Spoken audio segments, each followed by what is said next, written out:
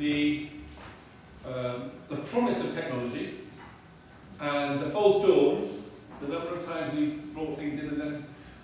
What is it about introducing technology into England schools and the English education system that we're finding, from your perspective, that's seeming to be so tricky or difficult?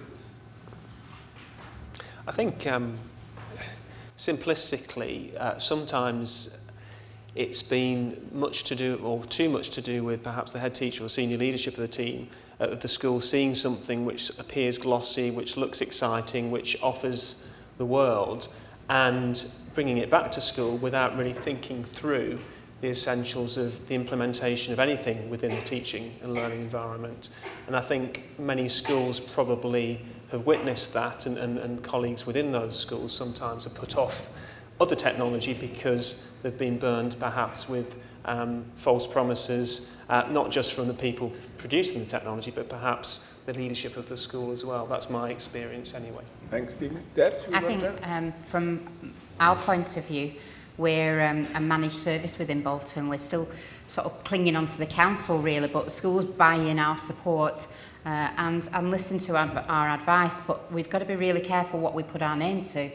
If it's got to do what it says on the tin, and if it doesn't, then it's me that'll get it in the neck.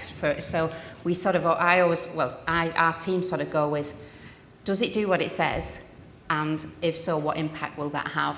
It's got to really, we've got to use resources that work well for us and deliver what they're actually supposed to do. Okay, we'll come back to that. And Andy, your general take on the reluctancy to introduce technology generally? I think where I've seen it work really, really well is where school leaders have had a real vision for the use of technology, and it's been a vision that's been embedded in teaching and learning. I think you're right. I think sometimes we've been attracted by shiny things, and the school down the road's got a class load of iPads, therefore we'll get iPads.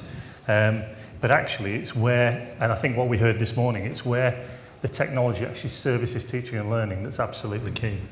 So these questions of purpose, implementation, and alignment with what we're trying to do. The iPad one always strikes me that a number of times when somebody might have told me we've bought an iPad for all the children in year 7, and my line, as you probably know, is, well, what was the education question that gave you that answer? But also your point, Stephen, about implementation. Implementation often trumps the intervention, so however good something is. So we'll come to that in a minute. But what is it you think in your mind then that indicates that learning by questions has promise to make it worth leadership investment? I think to go back to the conversation we just had about teaching and learning, we set out on a journey about 5 or 6 years ago in my school where we looked at high quality assessment for learning.